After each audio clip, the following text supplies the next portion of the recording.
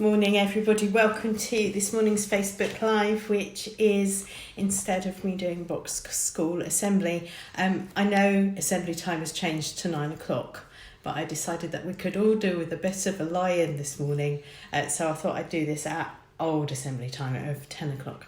So my job for school assembly this morning on the list is to talk about God and forgiveness and why does God forgive us. And I'm actually going to use a story which Box School and Killen School actually had just a few weeks ago. And it's a story of the prodigal son.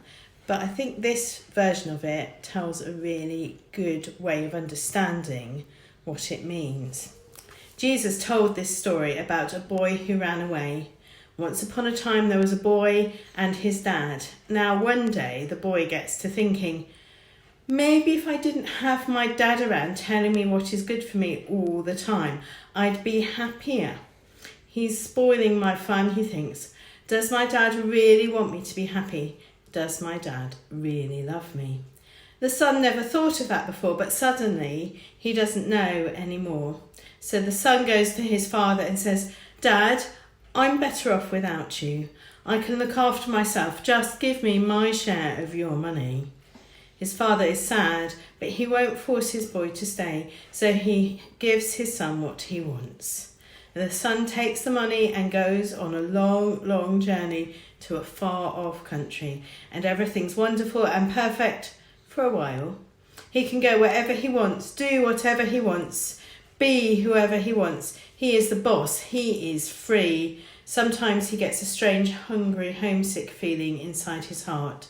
But then he just eats more, or drinks more, or buys more clothes, or goes to more parties until it goes away.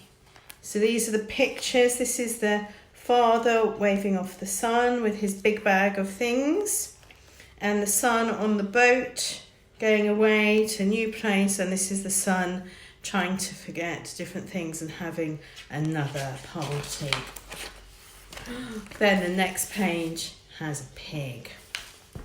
But soon his money runs out, and so do his friends. He ends up getting the only job he can find, feeding pigs. One day he is so hungry and so desperate, he even tries some piggy food. Ugh. What am I doing? He says suddenly, as if he has woken from a nightmare. He spits, yuck, all of it, ick, out of his mouth. My father is rich, and here I am in a pigsty, eating piggy food. He wipes his mouth and dusts himself off. I'm going home. Now he is, he's right over there. As he starts for home though, he begins to worry. Dad won't love me anymore. I've been too bad. He won't want me for his son anymore. So he's practices his I'm sorry speech. All this time, what he doesn't know is that day after day, his dad has been standing on his porch, straining his eyes, looking into the distance, waiting for his son to come home. He just can't stop loving him. He longs for the sound of his boy's voice. If he can't be happy until he gets him back. The son is still a long way off, but his dad sees him coming. What will the dad do? Fold his arms and frown, shout, that'll teach you, and just you wait, young man. No, that's not how this story goes. The dad leaps off the porch, races down the hill, through the gap in the hedge, up the road. Before his son can even begin his I'm sorry speech, his dad runs to him, throws his arms around him, and can't stop kissing him. And look, here's the dad running towards the son. Let's have a party, he shouts.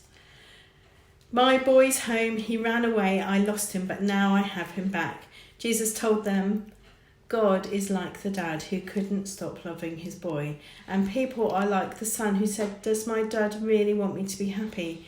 Jesus told people this story to show them what God is like and to show people what they are like, so they could know however far they ran, however well they hid, however lost they were, it wouldn't matter, because God's children could never run too far or be too lost for God to find them. And that's them having a big hug and everybody having a party. And I know you had that story probably a couple of weeks ago at Box School, but I really like that retelling of it because it's important. Jesus told that story to help us think about how much God loves us and wants to forgive us. And that is why Jesus came. Some of you remember that at the Scout Carol service, I was trying to talk about why Jesus came and came up with this little phrase that said, it doesn't matter if we've been naughty or nice, God loves us, and that's what Jesus came to show us. We hear that at Christmas, and we hear that again at Easter. Well, I hope you've been paying attention through the story, but now comes the Vicar's Easter Challenge. So we can't have it in church this year, but for those of you who might remember this, if you were in reception or maybe in year one when we did this before, this year it's a vehicle challenge, and you can do this at home. Normally I would set it today and we would do it on Monday, next Monday. So there's no rush. You can think about what you need to do. The vehicle challenge involves a slope and a vehicle in which you put your egg. The rules are you can't use a tennis ball and you can't use a sponge ball. You can't really use any sort of ball to help you. I've set up the slope. We're going to move to that in a minute, and I'm going to show you what your slope needs to be like so it's similar to everybody else's. So for those of you who haven't realised, we're in the vicarage kitchen at the moment, and this is what the slope looks like. We have used this sort of crate. It's 36 centimetres high. I measured it with my tape measure earlier and stuck a sticker on it. And then we have a slope. Now this is the slope we always use. We've done this challenge. It's 87 centimetres long. Put it on. And then this bit is 83 centimetres. So the bit from there to there is 83 centimetres. And that should give you a good angle for launching your vehicle. And the idea is that you make a vehicle, you launch it at the top. Don't give it a shove.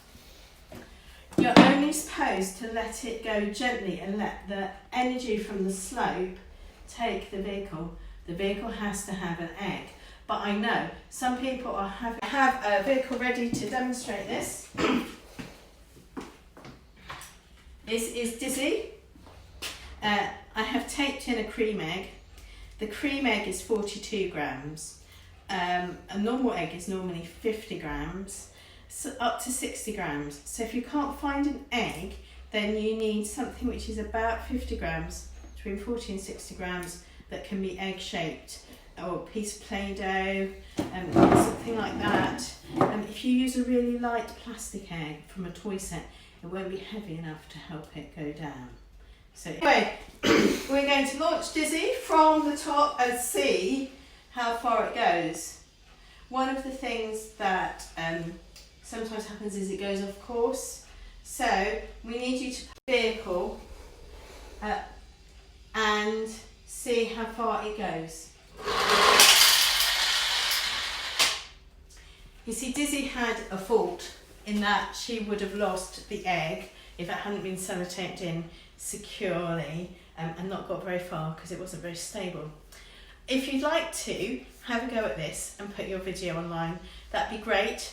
I have a policy of not sharing videos with children's faces in. If you could stick to that, that'd be fantastic. But you can say who you are. But that really is up to your mum and dad and see what they want to do. So that's the Vicar's Easter Challenge for this year. The slope, well, 36 centimetres high. The slope is 87 centimetres long and the bottom is 83 centimetres. A vehicle which can take an egg down a slope and travel a long way.